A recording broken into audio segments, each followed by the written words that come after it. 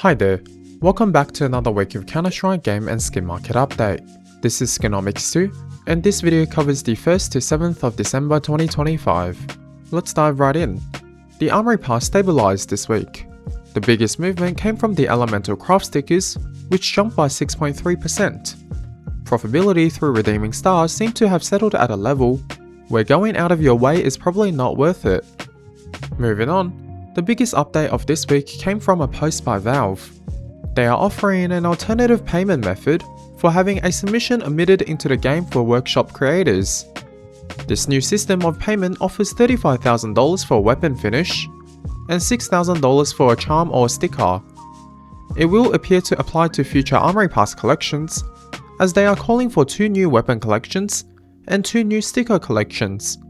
Mind you, this new price agreement is very low, and as recently as 2021, the Dreams and Nightmare creators were paid $100,000 each for a weapon finish.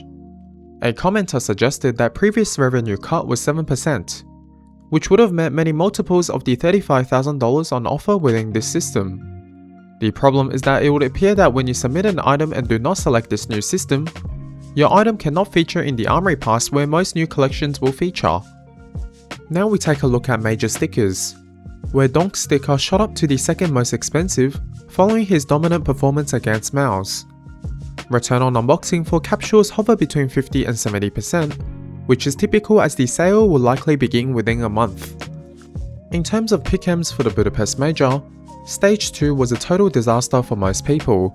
I only managed to get 3 out of the 10 guesses correct, and it would mean Diamond Coin is no longer a possibility for me. Stage 3 turned out to be much easier, and at least half the people I know managed to get the 5 guesses required to pass this stage. I managed to get 7 out of 10, thanks to the expected behavior of liquid choking. Looking ahead, the playoffs is set for the upcoming week. My predictions are now shown on screen.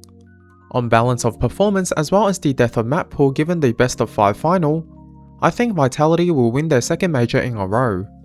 Let's now address the continued rise of the glove case, as we saw the case's price increasing again during the week, peaking at almost $40. Remember that this case sold for 3 cents each in 2019, meaning that it has increased over 1000% in 5 years. The mid-tier driver gloves within the case used to be budget options, and now they have 10x'd within the past 6 months, which is astonishing. Last headline of the week. This news was leaked on Reddit a couple days ago, but now has also been confirmed by PGL. The second major of next year will head to Singapore following Cologne mid-2026. Singapore is known for hosting various Dota events, including a Dota Major in 2021. This should be great news for people who live in the Eastern Hemisphere. Finally, let's move on to our weekly craft idea. This is now one of my favorite crafts. You can create a variety of Hokages from Naruto by layering a Bumei Smoke sticker over the Candia sticker, finished with the Astra Militarum 2 over the top as the hat.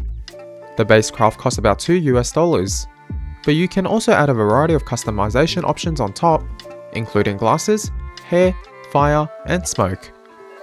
Switching gears to market analysis. The SkinomiCS2 Index, which contains a list of items I use to represent the market, was actually down by 1.52% this week. The minor decline differs from other indexes, as certain areas rose where my index is more balanced. The eSport Fire Index, which contains a list of 300 high-valued liquid items, was an index which rose unlike mine. It contains more first-generation gloves and covert skins which were subjected to the attention from the market. Moving on to both value of trade and trade volume data sourced from the cheap instant skin trading site iTrade.gg. Volumes show a downward trend as trades are being concentrated onto select items. Steam DT's total value and volume data validates this trend. Total trade value is now showing declines, despite trade volume lowering slightly. Now, let's break the skin market movements this week down into categories. Starting off with knives and gloves, knives lost value here, as well as the second and third generation of gloves. Higher tiered weapon skins mostly did well this week. The Deagle Blaze appears to be subjected to pumps again. Agent skins were down this week. They've been on a large downward trend in spite of the gains last week. Last but not least, the affordable weapon segment were up this week, although covert skins continue to gain value for the most part. Moving on, the CS2 player base was broadly steady this week. Average player declined to 967,000. The case unboxing numbers have lowered to 7.1 million this week.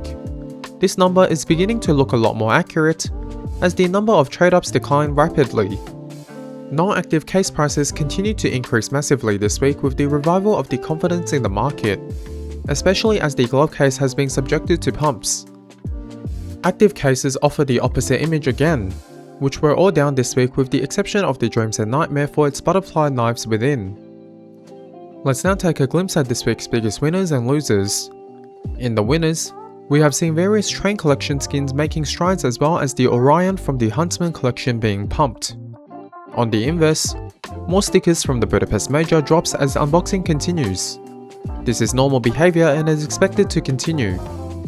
Onto the top trades of the week, also sourced from the skin trading site itrade.gg. Buff's top trades were very interesting this week. A Souvenir Dragon Lore, a 661 AKK's Hardened, and a low float gun near all exchanged hands this week, for 54,000, 42,000, and 17,000 respectively.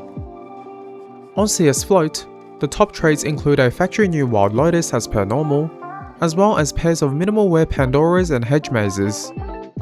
In game news, there were no updates this week. This is expected behavior as the major is ongoing. Gameplay updates will typically come after the major. Now onto the pro scene. There aren't any tier 1 tournaments as the major is ongoing, however there were a few pieces of pro scene news.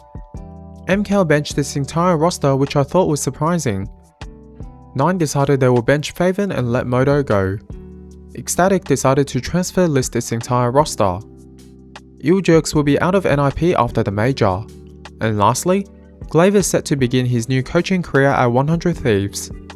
Please do check out my Patreon. I'm still open to skin donations and a reminder to join my Discord. Please like, share and subscribe. On that bombshell, that was all. See you next time.